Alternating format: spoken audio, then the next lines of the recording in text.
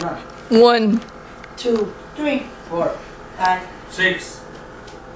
Anger, frustration, sadness, and sometimes even forgiveness. These are some of the emotions that you can feel towards a person that is sentenced to the death penalty.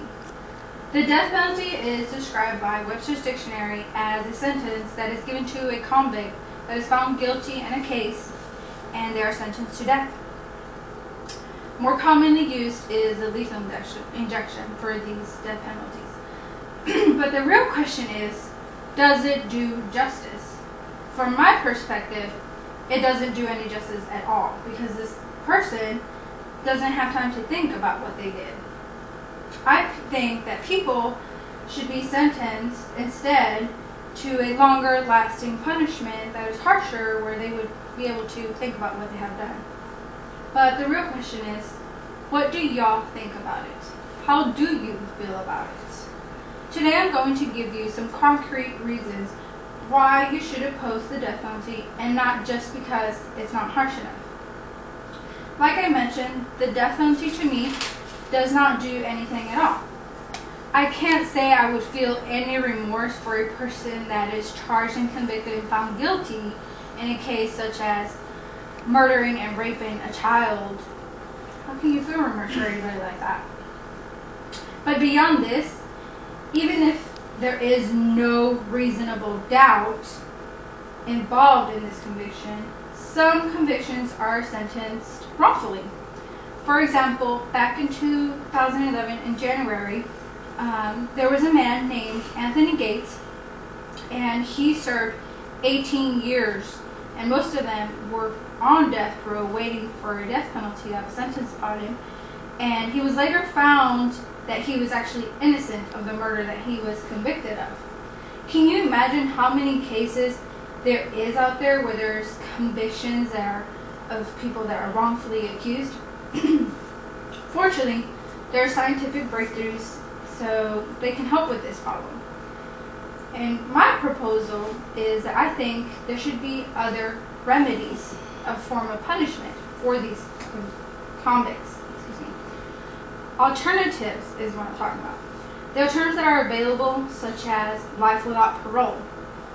Life without parole is described as a sentence that is usually given for murder, but can also be used as other maximum sentences for other crimes that are being convicted. You can find this information on thefreedictionary.com.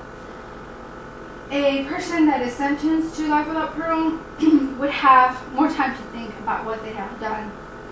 But I know what you might think. This person can still create a life in the prison, a more criminal life. But what I'm referring to is life without parole in a maximum security prison. There, they wouldn't have any time to think, except for the purpose that they are there for, which is the crime that he's committed. They would have time to repent. And more importantly, it would keep them away from harming more people in society. And not only that, it would actually save our criminal justice system a lot of cost. Which brings me to my next point, the cost of death penalty. A majority of people think that the death penalty actually saves more money in the justice system, but that is not true.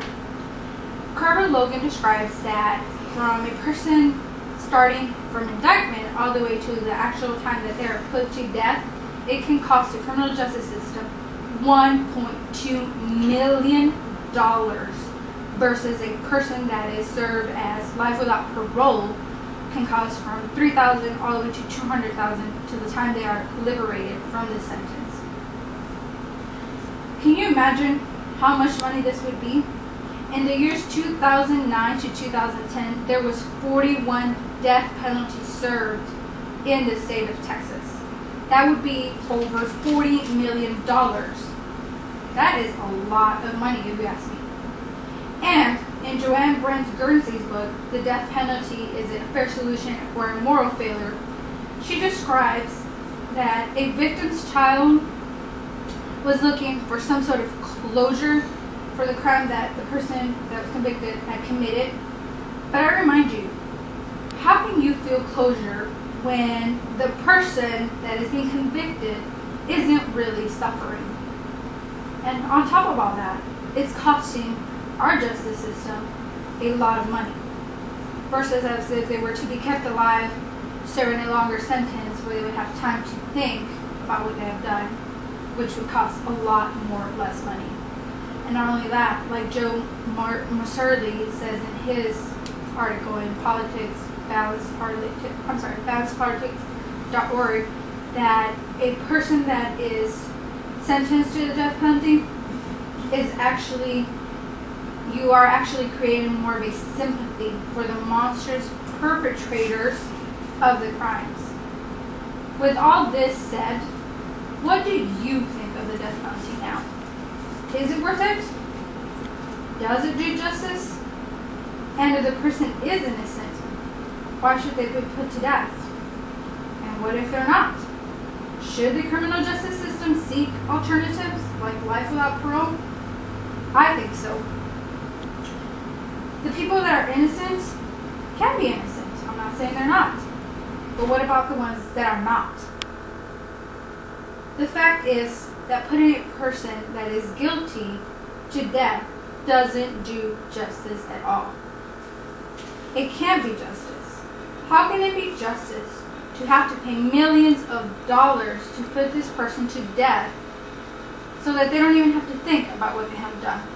So they don't even have to repent about what they have done. There is no time for any of that.